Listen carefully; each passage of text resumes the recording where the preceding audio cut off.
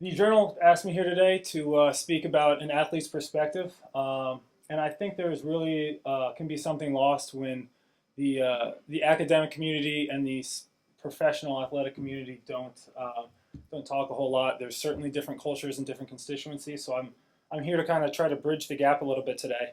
Um, this is my career, which you got basically from the introduction, but um, I'd just like to take 2 seconds as an aside and say that when I was on the Indianapolis Colts, I think we talked about John Mackey probably once a week in the locker room. It's just an honor to be here with his wife, and he was really an icon not only in the organization but throughout the NFL. So I'd like to start off by just mentioning that. Um, so my concussions, it might shock you that I've had concussions. I played in the NFL for 5 years, 4 years in college, and 4 years in high school. I had two diagnosed concussions. One was a high school baseball game. I got hit in the head with a pitch. One was a college football practice. Both were diagnosed afterwards. That is, I finished the games and practices. In both, I lost memory.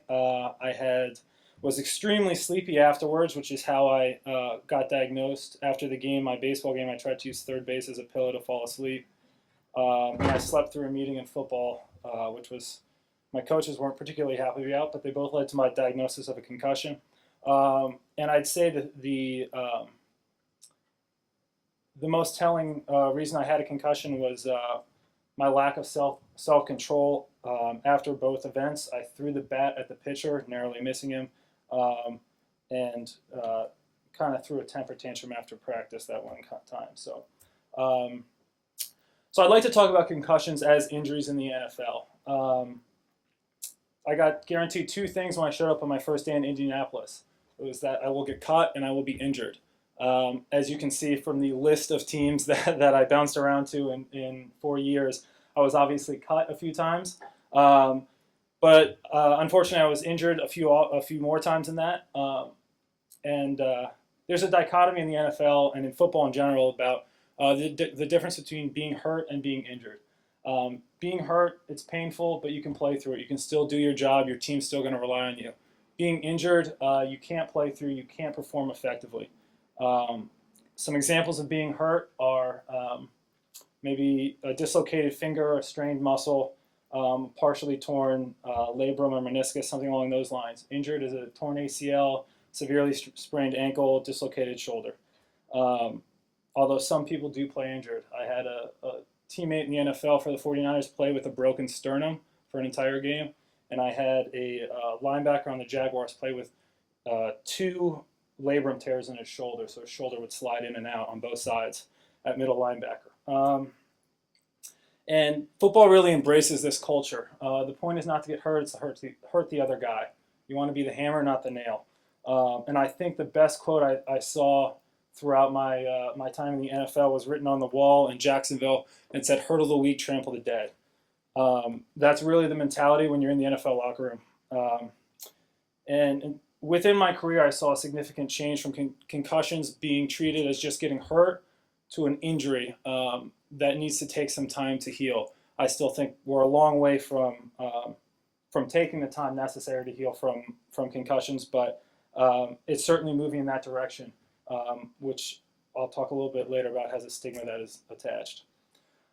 One of my main points today is that toughness in the NFL is really your professional currency. The same way that maybe being intellectual or being smart in the law school or med school, in the locker room, it's all about toughness.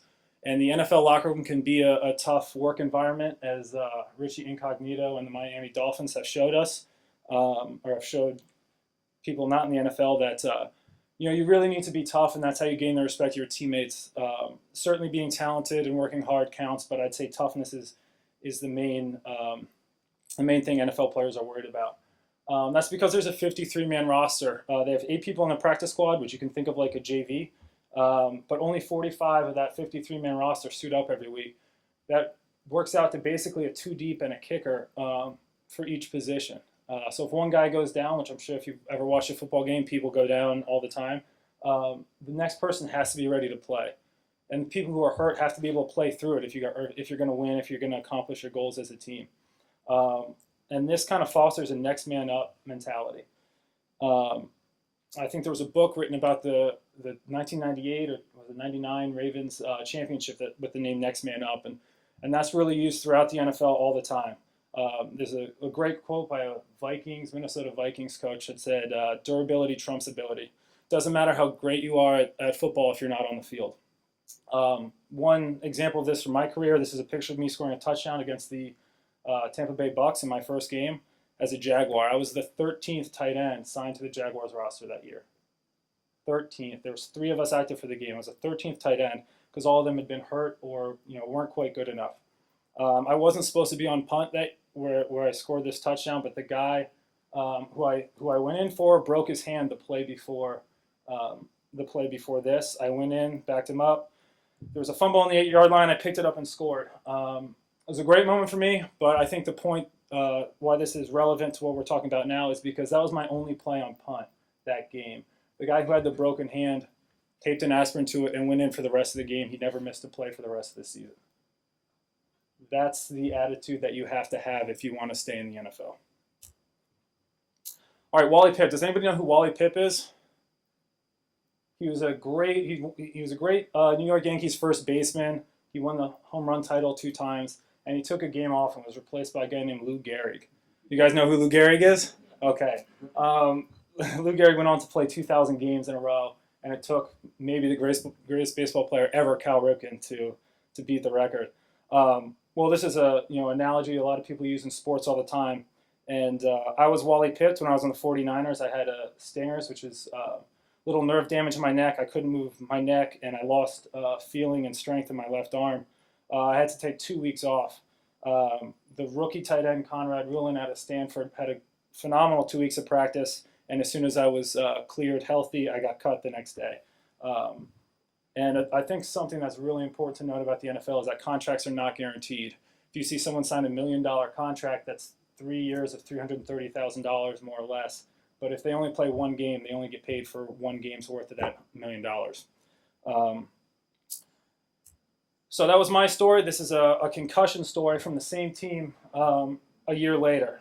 Alex Smith, who maybe some of you know, was a starting quarterback, first-round draft pick for the San Francisco 49ers. In 2011, they went 13-3. He had a phenomenal run in the playoffs and was a win away from the Super Bowl. The next year, he went 6-2 in 2012. He was 18 for 19 on his way to beating out Peyton Manning for NFC Offensive Player of the Week. Unfortunately, after the game, he reported blurry vision and a headache. He never played another game for the 49ers.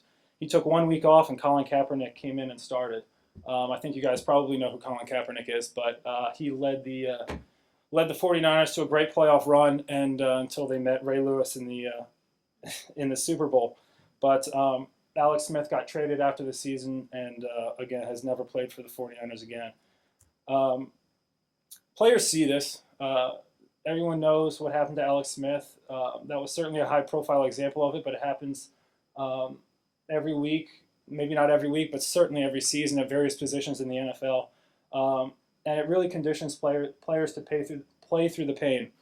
They play through broken hands and sternums, and they're really afraid about losing their job. They're afraid about losing their paychecks. Very few, maybe Peyton Manning and Eli Manning, RG3, Joe Flacco have guaranteed contracts, but as I said, the vast majority of the NFL does not. And also, when you lose your paycheck a short while after, you do lose your health insurance. So if you have a wife and kids, that really factors into your equation. Further, there's a stigma with concussions. If you tell a coach or a front office GM that a player has a torn ACL, they know exactly what that means. They know exactly how long it's going to take to fix it. If you tell someone they have a sprained ankle, they've had a sprained ankle before. They know what it takes to play through that. With concussions, there's no type 1, type 2, type 3 concussions like there are with sprained ankles. And they don't really know how long it's going to take somebody to get back. They might come back and get hurt again, even worse. So I think there's a big stigma attached with concussions in the NFL, not only with players, but certainly I felt in management. Concussion diagnosis. I think the stigma leads a lot of players to play through it. You play through the pain of a broken hand, you can certainly play through a concussion. I felt the only time I ever saw people really diagnosed on the field was when they didn't get up from hits. if you know they have a concussion watching on TV, that's when the doctors on the sidelines know and check you out. Other than that, there's hard hits in every NFL game, and people get their bell rung. That usually takes a player self-reporting, and he usually doesn't do it till after the game, unless there's a really, really significant headache. Um, Impact testing, I think they talked about a little bit about this before. This has been with every team that I've been on. They give you a 30-minute baseline test at the beginning of the season. If you get a concussion, they'll test you again, and you have to score, a certain, I can't remember it's like 90% or maybe even 100% of your baseline test to be allowed to play again. No one really takes the baseline test seriously of the players. I think I took my first one while watching TV, which really hurts your reaction scores. And I had it throughout college and the NFL. But as I mentioned earlier, I think it's I'm not sure how effective it is, but I obviously thought I should mention it. My prescription for the pros: limit practice contact. I think that far and away is the most important thing. The hardest hits of my life have been in practice. The most hits of my life have been in practice. I really can't emphasize this enough. They certainly have moved away from practice contact over the past couple years. It was a godsend among the players to only have fully padded practices once a week. I think it goes without saying that we should continue to enforce protecting defensive players or defenseless players and helmet-to-helmet hits. And obviously, again, goes without saying that more research needs to be done on the long-term effects. At the end of the day, and I think we're still years away from this, but I think it will be informed decision-making. I think players are going to have to decide what's the dollar figure that your mental health is worth. If you have a $30 million contract for the next 3 years, that can change your family's life, especially if you don't come from the best circumstances. And I think that's what it's going to come down to for adults, for professionals making the decision. But as my history shows, concussions aren't just a problem for the NFL, and they're not just a problem for football. They happen at every level of football. They happen at every sport. I got my concussion in college football, and I got it in high school baseball. I think that the biggest thing that we can do for concussions is through symposia, dialogues, and discussion like this, is to raise awareness in youth league parents and coaches to be active and vigilant in diagnosing and protecting the children from concussions. So this is a question that I probably get, I don't know, once a week, certainly a couple times a month, is would I let my son play football? The answer is yes. I think football is a great game. I think it teaches you things that other sports can't teach you. You certainly learn how to work hard as a basketball player or a baseball player. There's a certain toughness aspect of football that I really think has changed my life for the better. It takes a lot of courage to have someone hit you in the face, knock you on your butt, and get up and line up right in front of that guy again for your teammates. And I think that kids can learn a lot by doing that. However, I think I would prefer it if he ended up playing golf.